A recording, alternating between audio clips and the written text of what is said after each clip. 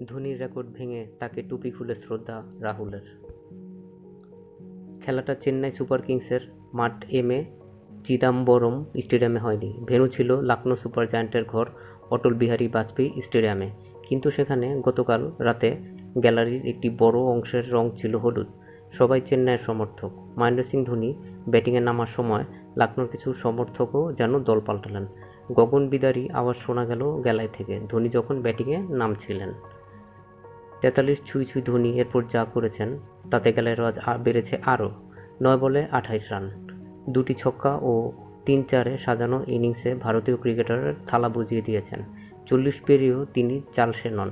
ইনিংসটি খেলার পথে আইপিএলের ইতিহাসে প্রথম উইকেটকিপার ব্যাটসম্যান হিসেবে 5000 রানের মাইলফলকও ছুঁয়ে ফেললেন ধোনি। কিন্তু ধোনির দল চেন্নাই শেষ পর্যন্ত জিততে পারেনি। লখনৌ অধিনায়ক লোকেশ রাহুলের 53 বলে 82 রানের ইনিংসে 8 উইকেটে হেরেছে চেন্নাই। এই পথে ধোনিকে রেকর্ড বইয়ের একটি পাতায় পেছনেও ফেলেছেন রাহুল। আইপিএলের ইতিহাসে উইকেটকিপার ব্যাটসম্যান হিসেবে সবচেয়ে বেশি 50 ইনিংস খেলার রেকর্ডটি এতদিন ধোনির দখলে ছিল। 257 আইপিএল ম্যাচে 24 বার ন্যূনতম 50 রানের ইনিংস খেলেছেন ধোনি। রাহুল গতকালের 82 রানের ইনিংসটি দিয়ে ধোনির রেকর্ডটি নিজের করে নিয়েছেন।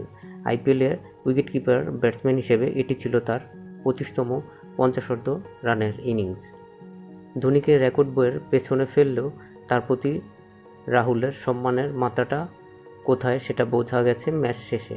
লখনৌ জয়ের পর মাঠে দুই দলের খেলোয়াড়ের হাত মেলানোর সময় দৃশ্যটা ধরা পড়ে ক্যামেরার ফ্রেমে। চেন্নাই অধিনায়ক ঋতুরাজ গায়কোয়াড়ের সঙ্গে হাত মেলানোর সময় মাথার টুপিটা খোলেননি রাহুল, কিন্তু ধোনির সঙ্গে হাত মেলানোর আগে তার প্রতি শ্রদ্ধা জানিয়ে মাথার টুপিটা খুলে ফেলেন।